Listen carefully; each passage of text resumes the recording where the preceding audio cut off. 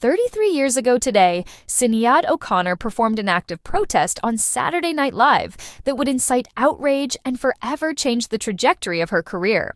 O'Connor, never one to hold her tongue, was still a huge act when she was booked as musical guest on SNL's October 3, 1992 episode alongside host Tim Robbins. Her appearance on the show coincided with the release of the follow-up album to her Billboard chart-topping 1990 release, The Lion and the Cobra, Seth Meyers on Spin City. But that all came crashing down after she tore up a photo of Pope John Paul II live on the air. Her surprise protest against the Catholic Church was a shock to viewers and to everyone backstage at SNL. O'Connor was performing an a cappella rendition of Bob Marley's protest song War when it all went down. "We have confidence in the victory of good over evil," she sang as she raised a photo of the Pope up to the camera and tore it multiple times. "Fight the real enemy," she added. As the show cut to commercial, the studio audience was deadly silent.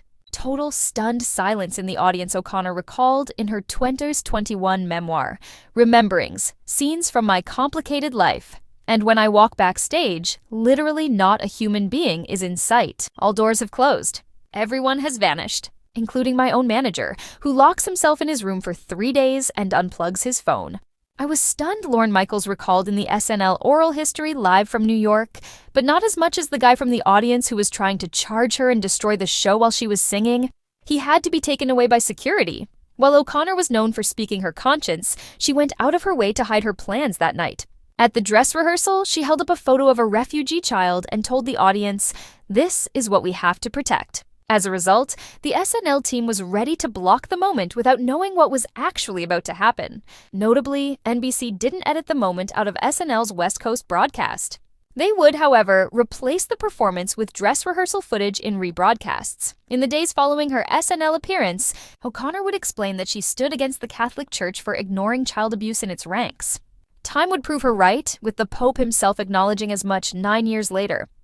O'Connor would later state that she held the church responsible for physical, sexual, and emotional abuse she herself had suffered as a child, and that she had waited for the right moment to destroy the photo, which had hung on the wall of her childhood home.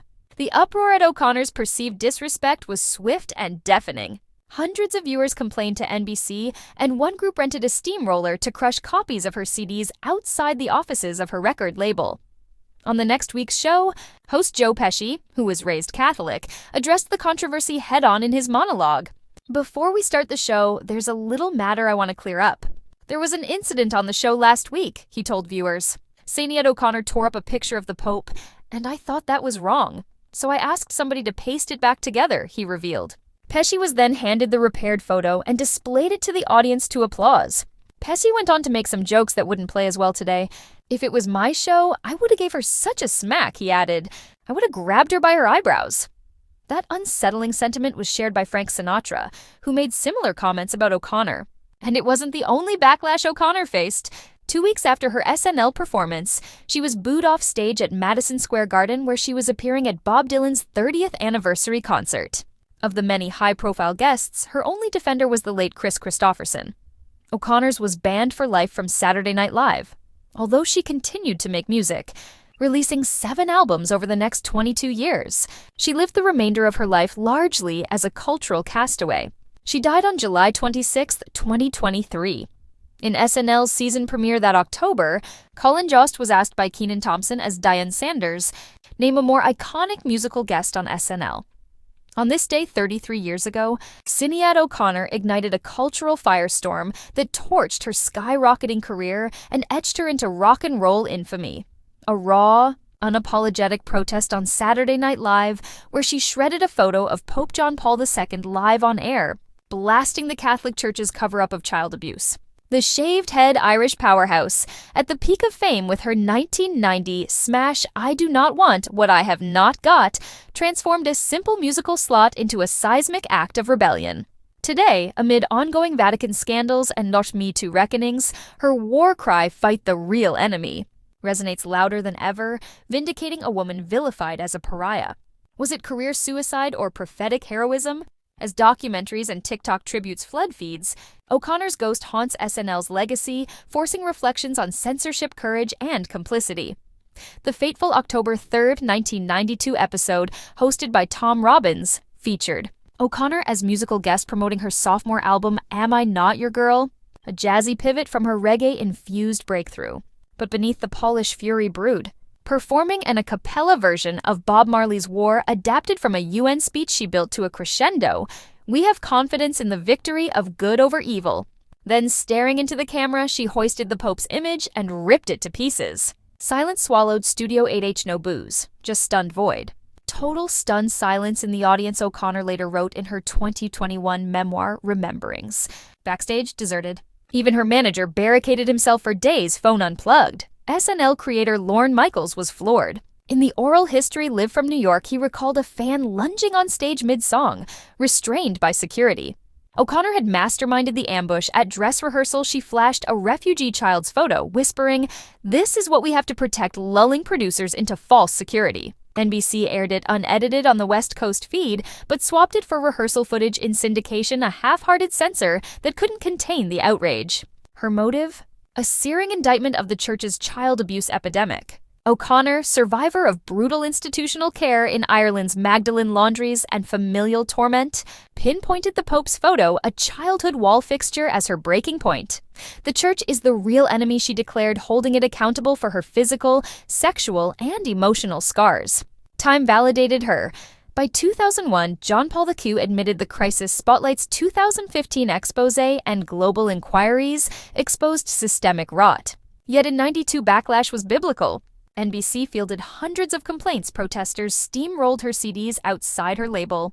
Frank Sinatra snarled he'd kick her ass. Joe Pesci, hosting Next Week, monologued a repaired photo to Cheers, joking, "If it was my show, I'd have gave her such a smack." Grabbed her by her eyebrows. Cringeworthy today, it mirrored the era's patriarchal rage. The fallout? Swift exile. Banned for life from SNL, O'Connor was booed off Madison Square Garden during Bob Dylan's 30th anniversary bash. Chris Christopherson's lone defense, "Don't be so hard on her." Radio blacklisted her. Sales tanked. She released 7 more albums over 22 years, from Universal Mother to Theology, but lived as a cultural castaway, grappling with mental health, activism, and reinvention. Her 2023 death at 56 from natural causes sparked reevaluation. SNL's season premiere saw Colin, just grilled by Kenan Thompson's Deion Sanders, name a more iconic musical guest, the nod to her enduring shadow. Social media revives the debate annually. Sinéad O'Connor trends with 2.5 million TikToks dissecting the clip, fans hailing her as prophet punished. X-threads explode, "She was 25, screaming truth while boomers clutched pearls," one viral post reads. Documentaries like Nothing Compares 2022, 98% Rotten Tomatoes frame it as feminist fire. O'Connor's queerness, abortion advocacy, and anti-war stance made her a triple threat.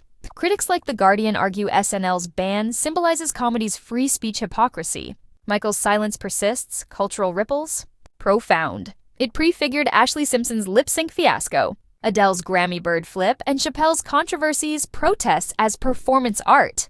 Ireland's 1990s abuse inquiries echoed her cries. Pope Francis' 2018 reforms nod to unfinished business. O'Connor's estate pushes for SNL reinstatement petitions garner 100K signatures. In a post-Roe post-Catholic decline, America only 20% mass attendance per pew, her act symbolizes speaking truth to power. Years on, as SNL navigates Lorne's Twilight and cancel culture crosshairs, O'Connor's rip endures, a tear in the veil of celebrity complicity, hero or heretic. Her Rememberings pleads the former. Stream War tonight, feel the chill. What's your take? Iconic rebellion or overreach? Comment below and watch for more music myth-busting,